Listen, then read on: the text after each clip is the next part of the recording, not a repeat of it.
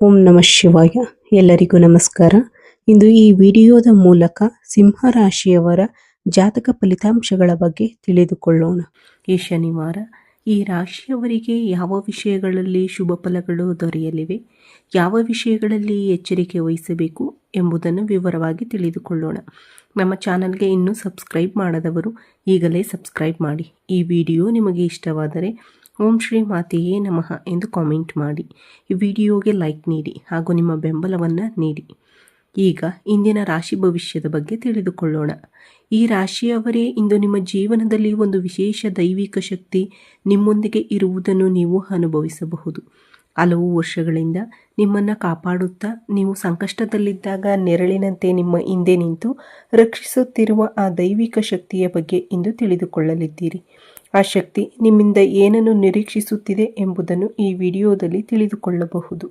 ಕಳೆದ ಕೆಲವು ವರ್ಷಗಳಿಂದ ನಿಮಗೆ ಸಿಗಬೇಕಾಗಿದ್ದ ಗೌರವ, ಹಣ, ಅವಕಾಶ ಅಥವಾ ಕಳೆದು ಹೋದ ಸಂಬಂಧಗಳು ಮತ್ತೆ ನಿಮ್ಮ ಜೀವನಕ್ಕೆ ಮರಳುವ ಸಾಧ್ಯತೆಗಳು ಹೆಚ್ಚಾಗಿವೆ.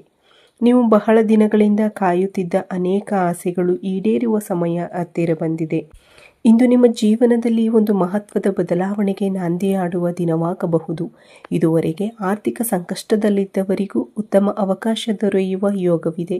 ನಿಮ್ಮ ಜಾತಕದಲ್ಲಿ ಶುಕ್ರ ಗ್ರಹವು ಲಾಭ ಸ್ಥಾನಕ್ಕೆ ಪ್ರವೇಶಿಸುತ್ತಿರುವ ಕಾರಣ ಲಕ್ಷ್ಮೀನಾರಾಯಣ ಯೋಗ ನಿರ್ಮಾಣವಾಗುತ್ತಿದೆ ಎಂದು ಜ್ಯೋತಿಷ್ಯ ಶಾಸ್ತ್ರ ತಿಳಿಸುತ್ತದೆ. ಲಕ್ಷ್ಮೀ ದೇವಿಯ ಅನುಗ್ರಹ ಇರುವಲ್ಲಿ ಧನ, ಸಮೃದ್ಧಿ ಮತ್ತು ಸುಖಕ್ಕೆ ಕೊರತೆ ಇರುವುದಿಲ್ಲ. ಇದೇ ಕಾರಣದಿಂದಾಗಿ ಮುಂದಿನ ದಿನಗಳಲ್ಲಿ ನಿಮ್ಮ ಜೀವನದಲ್ಲಿ ಆರ್ಥಿಕವಾಗಿ ಉತ್ತಮ ಬೆಳವಣಿಗೆ ಕಾಣುವ ಸಾಧ್ಯತೆ ಇದೆ. ನಿಮ್ಮನ್ನು ಇಷ್ಟು ವರ್ಷಗಳಿಂದ ಕಾಪಾಡುತ್ತಿರುವ ಆ ದೈವಿಕ ಶಕ್ತಿ ಕೇವಲ ನಿಮ್ಮ ಪ್ರಾಣವನ್ನಷ್ಟೇ ರಕ್ಷಿಸಿಲ್ಲ. ನೀವು ಅವಮಾನಕ್ಕೊಳಗಾದ ಸಂದರ್ಭಗಳಲ್ಲೂ, ಇತರರು ನಿಮ್ಮನ್ನು ತಗ್ಗಿಸಿ ಮಾತನಾಡಿದಾಗಲೂ, ನಿಮ್ಮ ವಿರುದ್ಧ ಕೆಲವರು ಸಂಚು ರೂಪಿಸಿದಾಗಲೂ ಆ ಶಕ್ತಿ ನಿಮ್ಮ ಬೆನ್ನಿಗೆ ನಿಂತಿದೆ. ನಿಮ್ಮ ಒಳ್ಳೆಯ ಮನಸ್ಸು, ಪ್ರಾಮಾಣಿಕತೆ ಮತ್ತು ಯಾರಿಗೂ ಕೆಡುಕು ಬಯಸದ ಸ್ವಭಾವವೇ ಆ ದೈವಿಕ ಶಕ್ತಿಯನ್ನು ನಿಮ್ಮತ್ತ ಸೆಳೆದಿದೆ. ನೀವು ಇತರರನ್ನು ನೋಡಿ ಅಸೂಯೆ ಪಡುವುದಿಲ್ಲ. ನಿಮ್ಮ ಶ್ರಮದಿಂದಲೇ ಮುಂದೆ ಬರಬೇಕು ಎಂದು ಬಯಸುವ ವ್ಯಕ್ತಿಯಾಗಿದ್ದೀರಿ. ಇದೇ ನಿಮ್ಮ ದೊಡ್ಡ ಶಕ್ತಿ. ನಿಮ್ಮ ಸತ್ಕರ್ಮಗಳು ಮತ್ತು ಭಗವಂತನ ಮೇಲಿರುವ ನಂಬಿಕೆಯೇ ನಿಮ್ಮ ಜೀವನದಲ್ಲಿ ಈ ಶುಭ ಸಮಯವನ್ನು ತರಲು ಕಾರಣವಾಗಿದೆ. ಎಷ್ಟೇ ಕಷ್ಟಗಳು ಬಂದರೂ ದೇವರ ಮೇಲಿನ ವಿಶ್ವಾಸವನ್ನು ಕಳೆದುಕೊಳ್ಳದೆ ಮುಂದುವರೆದಿರುವುದರಿಂದ ಈಗ ದೈವ ಕೃಪೆ ನಿಮ್ಮ ಜೀವನದಲ್ಲಿ ಸ್ಪಷ್ಟವಾಗಿ ಕಾಣಿಸಿಕೊಳ್ಳುವ ಸಮಯ ಬಂದಿದೆ. ಇನ್ನು ಕೆಲವೇ ದಿನಗಳಲ್ಲಿ ನೀವು ಬಹಳ ವರ್ಷಗಳಿಂದ ಬಯಸುತ್ತಿದ್ದ ಯಾವುದಾದರೂ ಒಂದು ಪ್ರಮುಖ ಆಸೆ ಈಡೇರುವ ಸಾಧ್ಯತೆ ಇದೆ. ಅದು ಹಣವಾಗಿರಬಹುದು, ಗೌರವವಾಗಿರಬಹುದು, ಸ್ವಂತ ಮನೆ, ವಾಹನ ಅಥವಾ ಕುಟುಂಬದ ಸಂತೋಷವಾಗಿರಬಹುದು. ನಿಮ್ಮ ಆಲೋಚನೆಗಳಲ್ಲಿ ಸಕಾರಾತ್ಮಕತೆ ಹೆಚ್ಚಾಗುತ್ತದೆ. ನೀವು ಕೈಗೆತ್ತಿಕೊಳ್ಳುವ ಕೆಲಸಗಳಲ್ಲಿ ಯಶಸ್ಸು ದೊರೆಯುವ ಸಾಧ್ಯತೆಗಳು ಹೆಚ್ಚಾಗುತ್ತವೆ.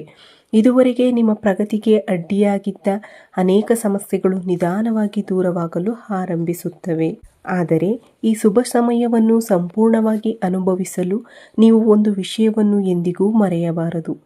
ದೈವದ ಮೇಲೆ ಸಂಪೂರ್ಣ ನಂಬಿಕೆ ಇಟ್ಟು ನಿಮ್ಮ ಒಳ್ಳೆಯತನವನ್ನು ಕಾಪಾಡಿಕೊಂಡು ಮುಂದೆ ಸಾಗಬೇಕು.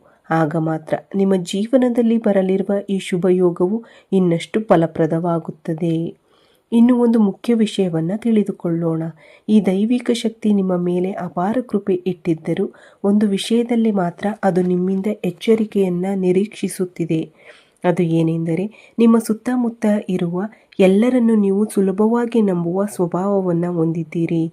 ನಿಮ್ಮ ಮನಸ್ಸಿನ ಮಾತುಗಳನ್ನು, ನಿಮ್ಮ ಯೋಜನೆಗಳನ್ನು, ನಿಮ್ಮ ಭವಿಷ್ಯದ ಕನಸುಗಳನ್ನು ಎಲ್ಲರೊಂದಿಗೂ ಹಂಚಿಕೊಳ್ಳುತ್ತಿದ್ದೀರಿ. ಆದರೆ ನಿಮ್ಮ ಸುತ್ತಲಿರುವ ಪ್ರತಿಯೊಬ್ಬರೂ ನಿಮ್ಮ ಒಳಿತನ್ನೇ ಬಯಸುತ್ತಾರೆ ಎಂದು ಭಾವಿಸಬೇಡಿ. ಕೆಲವರು ಹೊರಗೆ ಸ್ನೇಹಿತರಂತೆ ವರ್ತಿಸಿದರೂ ಒಳಗಿನಿಂದ ನಿಮ್ಮ ಪ್ರಗತಿಯನ್ನು ಸಹಿಸಿಕೊಳ್ಳಲು ಸಾಧ್ಯವಾಗದೆ ಅಸೂಯೆ ಪಡುತ್ತಿರಬಹುದು. ನೀವು ಮುಂದೆ ಸಾಗಬಾರದು ಎಂದು ಬಯಸುವವರೂ ಇರಬಹುದು.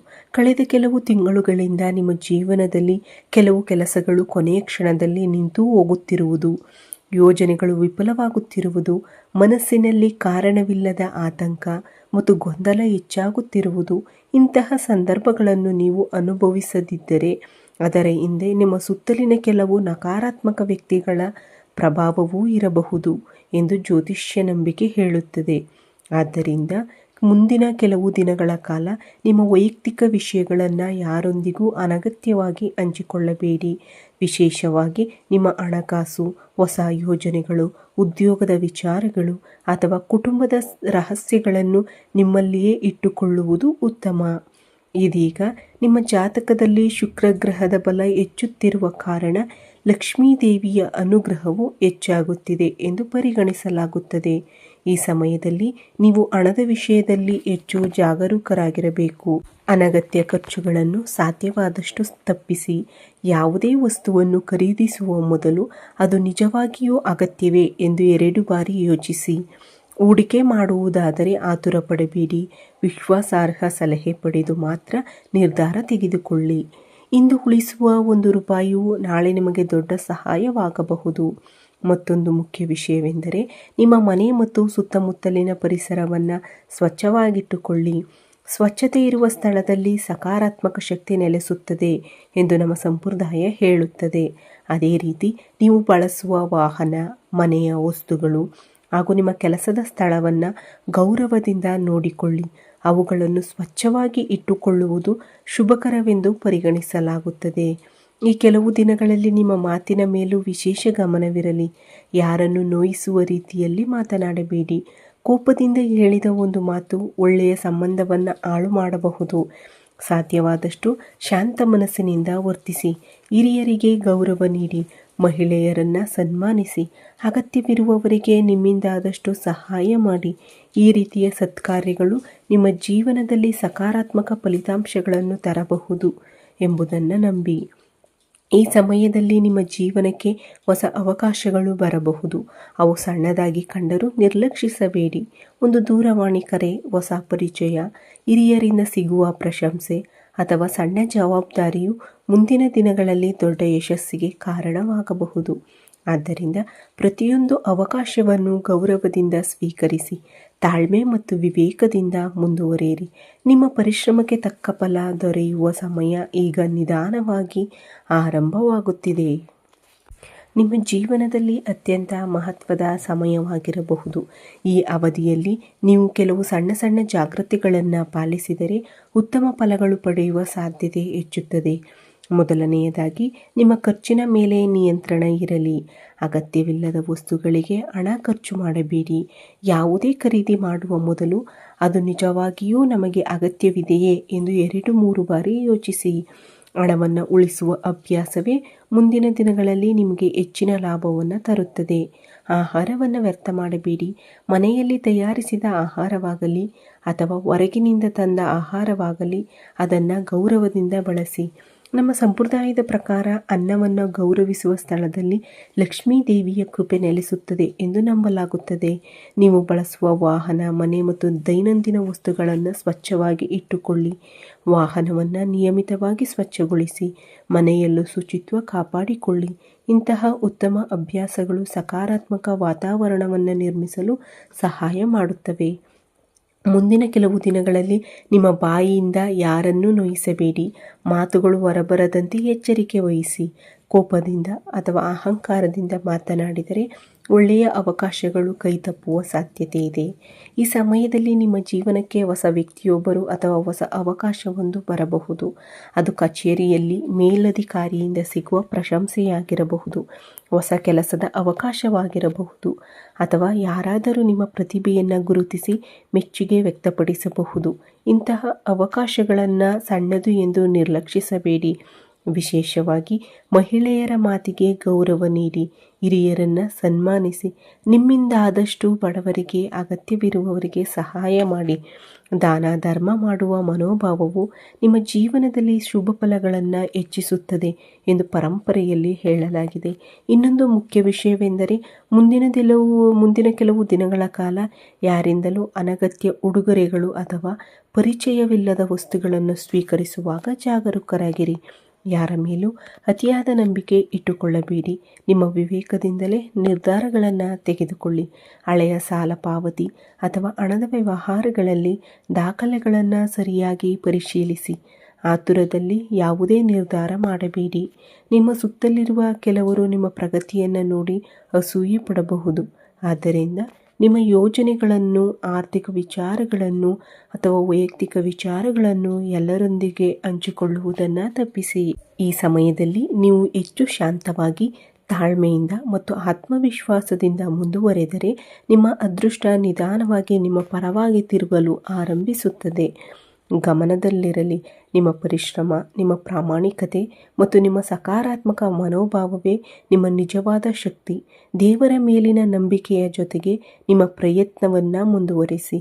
ಆಗ ನಿಮ್ಮ ಜೀವನದಲ್ಲಿ ಉತ್ತಮ ಅವಕಾಶಗಳು ಒಂದರ ಹಿಂದೆ ಒಂದರಂತೆ ಬರಲು ಆರಂಭಿಸುತ್ತವೆ. ಈಗ ಕೊನೆಯದಾಗಿ ನೀವು ಪಾಲಿಸಬೇಕಾದ ಕೆಲವು ಪ್ರಮುಖ ಸಲಹೆಗಳನ್ನು ತಿಳಿದುಕೊಳ್ಳೋಣ. ಮುಂದಿನ 4 ದಿನಗಳು ನಿಮ್ಮ ಜೀವನದಲ್ಲಿ ಬಹಳ ಮಹತ್ವದವು. ಈ ಸಮಯದಲ್ಲಿ ನಿಮ್ಮ ಮನಸ್ಸನ್ನು ಶಾಂತವಾಗಿಟ್ಟುಕೊಳ್ಳಿ. ಅನಗತ್ಯವಾಗಿ ಯಾರೊಂದಿಗೂ ವಾದವಿವಾದಕ್ಕೆ ಇಳಿಯಬೇಡಿ.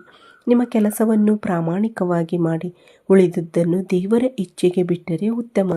ಮಹಿಳೆಯರಿಗೆ ಗೌರವ ನೀಡಿ. ಮನೆಯ ಹಿರಿಯರನ್ನು ಸನ್ಮಾನಿಸಿ. ಸಾಧ್ಯವಾದರೆ ಬಡವರಿಗೆ, ಅನಾಥರಿಗೆ ಅಥವಾ ಅಗತ್ಯವಿರುವವರಿಗೆ ಅನ್ನ, ಬಟ್ಟೆ ಅಥವಾ ನಿಮ್ಮಿಂದಾದಷ್ಟು ಸಹಾಯ ಮಾಡಿ. ಇಂತಹ ಸತ್ಕಾರ್ಯಗಳು ನಿಮ್ಮ ಜೀವನದಲ್ಲಿ ಸಕಾರಾತ್ಮಕ ಶಕ್ತಿಯನ್ನು ಹೆಚ್ಚಿಸುತ್ತವೆ. ಮುಂದಿನ ಕೆಲವು ದಿನಗಳಲ್ಲಿ ನಿಮಗೆ ಕೆಲವು ಶುಭ ಸೂಚನೆಗಳು ಕಾಣಿಸಬಹುದು. ಯಾವುದಾದರೂ ಒಳ್ಳೆಯ ಸುದ್ದಿ, ಹೊಸ ಕೆಲಸದ ಅವಕಾಶ, ಪ್ರಶಂಸೆ, ಉಡುಗೊರೆ ಅಥವಾ ನಿರೀಕ್ಷಿಸದ ಸಹಾಯ ದೊರಕಿದರೆ ಅದನ್ನು ದೇವರ ಆಶೀರ್ವಾದವೆಂದು ಸ್ವೀಕರಿಸಿ. ಸಣ್ಣ ಅವಕಾಶಗಳನ್ನು ನಿರ್ಲಕ್ಷಿಸಬೇಡಿ, ಏಕೆಂದರೆ ಅವೇ ಮುಂದಿನ ದೊಡ್ಡ ಯಶಸ್ಸಿಗೆ ದಾರಿ ಮಾಡಿಕೊಡುತ್ತವೆ. ಈ ಸಮಯದಲ್ಲಿ ನಿಮ್ಮ ಮನೆಯನ್ನು ಸ್ವಚ್ಛವಾಗಿಡಿ. ದೇವರ ಪೂಜೆಯನ್ನು ಭಕ್ತಿಯಿಂದ ಮಾಡಿ. ಲಕ್ಷ್ಮೀ ದೇವಿಯನ್ನು ಸ್ಮರಿಸಿ. ಸಾಧ್ಯವಾದರೆ ಶುಕ್ರವಾರ ಮತ್ತು ಶನಿವಾರ ತುಪ್ಪದ ದೀಪ ಹಚ್ಚಿ ದೇವಿಯನ್ನು ಆರಾಧಿಸುವುದು ಶುಭಕರ. ಇನ್ನೊಂದು ಪ್ರಮುಖ ವಿಷಯವೆಂದರೆ ನಿಮ್ಮ ಜೀವನದಲ್ಲಿ ನಕಾರಾತ್ಮಕ ಮನೋಭಾವ ಹೊಂದಿರುವ ವ್ಯಕ್ತಿಗಳಿಂದ ಸ್ವಲ್ಪ ದೂರವಿರಿ. ನಿಮ್ಮ ಬೆಳವಣಿಗೆಯನ್ನು ಸಹಿಸದವರು ಅಥವಾ ಸದಾ ನಿರುತ್ಸಾಹಗೊಳಿಸುವವರ ಮಾತಿಗೆ ಹೆಚ್ಚು ಮಹತ್ವ ಕೊಡಬೇಡಿ. ಮುಂದಿನ ದಿನಗಳಲ್ಲಿ ನೀವು ತೆಗೆದುಕೊಳ್ಳುವ ನಿರ್ಧಾರಗಳಲ್ಲಿ ಆತುರ ಪಡಬೇಡಿ. ಪ್ರತಿಯೊಂದು ಹೆಜ್ಜೆಯನ್ನು ಯೋಚಿಸಿ ಇಡಿ. ಈ ಸಮಯದಲ್ಲಿ ತಾಳ್ಮೆ ಮತ್ತು ವಿವೇಕವೇ ನಿಮ್ಮ ದೊಡ್ಡ ಶಕ್ತಿಯಾಗಲಿದೆ. ನಿಮ್ಮ ಜಾತಕದ ಪ್ರಕಾರ ಆರ್ಥಿಕ ಪರಿಸ್ಥಿತಿ ನಿಧಾನವಾಗಿ ಉತ್ತಮವಾಗುವ ಸೂಚನೆಗಳು ಕಂಡುಬರುತ್ತಿವೆ. ಇದುವರೆಗೆ ಎದುರಿಸಿದ ಕೆಲವು ಸಮಸ್ಯೆಗಳು ಕ್ರಮೇಣ ಪರಿಹಾರವಾಗಬಹುದು. ಉದ್ಯೋಗ, ವ್ಯವಹಾರ ಅಥವಾ ಕುಟುಂಬದ ವಿಚಾರಗಳಲ್ಲಿ ಸಹ ಒಳ್ಳೆಯ ಬೆಳವಣಿಗೆಗಳು ಕಾಣಿಸಿಕೊಳ್ಳಬಹುದು. ಆದರೆ ನೆನಪಿರಲಿ, ಯಶಸ್ಸು ಕೇವಲ ಅದೃಷ್ಟದಿಂದ ಮಾತ್ರ ಬರುವುದಿಲ್ಲ. ಪರಿಶ್ರಮ, ಪ್ರಾಮಾಣಿಕತೆ ಮತ್ತು ಸರಿಯಾದ ನಿರ್ಧಾರಗಳು ನಿಮ್ಮ ಜೀವನವನ್ನು ಬದಲಾಯಿಸುತ್ತವೆ. ದೇವರ ಮೇಲಿನ ನಂಬಿಕೆ ಇರಲಿ, ಆದರೆ ಅದೇ ನಿಮ್ಮ ಕರ್ತವ್ಯವನ್ನು ಮರೆಯಬೇಡಿ. ಇಂದಿನ ದಿನಕ್ಕಾಗಿ ಹೇಳಲಾದ ಪರಿಹಾರಗಳು, ಜಾಗೃತಿಗಳು ಮತ್ತು ಸಲಹೆಗಳನ್ನು ಸಾಧ್ಯವಾದಷ್ಟು ಪಾಲಿಸಲು ಪ್ರಯತ್ನಿಸಿ. ನಿಮ್ಮ ಜೀವನದಲ್ಲಿ ಶಾಂತಿ, ಸಮೃದ್ಧಿ ಮತ್ತು ಸಂತೋಷ ನೆಲೆಸಲಿ ಎಂದು ಹಾರೈಸುತ್ತೇನೆ. ಈ ವಿಡಿಯೋ ನಿಮಗೆ ಇಷ್ಟವಾದರೆ ಲೈಕ್ ಮಾಡಿ. ನಿಮ್ಮ ಸ್ನೇಹಿತರು ಮತ್ತು ಕುಟುಂಬದವರೊಂದಿಗೆ ಹಂಚಿಕೊಳ್ಳಿ. ನಮ್ಮ ಚಾನಲ್ಗೆ ಸಬ್ಸ್ಕ್ರೈಬ್ ಮಾಡಿ. ಬೆಲ್ ಐಕಾನನ್ನು ಕ್ಲಿಕ್ ಮಾಡಿ. ಮತ್ತೊಂದು ಹೊಸ ರಾಶಿ ಭವಿಷ್ಯದ ವಿಡಿಯೋದಲ್ಲಿ ಮತ್ತೆ ಭೇಟಿಯಾಗೋಣ. ಈ ವಿಡಿಯೋ ವೀಕ್ಷಿಸಿದ ನನ್ನೆಲ್ಲ ವೀಕ್ಷಕ ಬಂಧುಗಳಿಗೂ ಧನ್ಯವಾದಗಳು. ಜೈ ಶ್ರೀರಾಮ್. ಹರ ಹರ ಮಹಾದೇವ್.